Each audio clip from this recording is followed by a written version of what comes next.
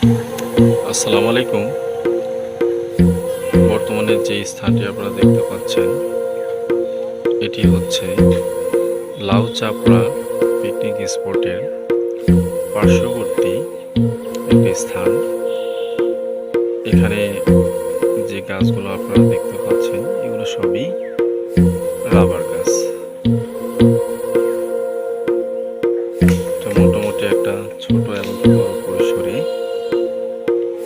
Rubber বাগান আপনারা দেখতে পাচ্ছেন। একবারে সীমান্তবর্তী ঘেঁষা অসাধারণ একটি জায়গা। এখানে আসলে সত্যি মনটা জুড়িয়ে যায়। চারপাশে পাহাড়ে ঘেরা।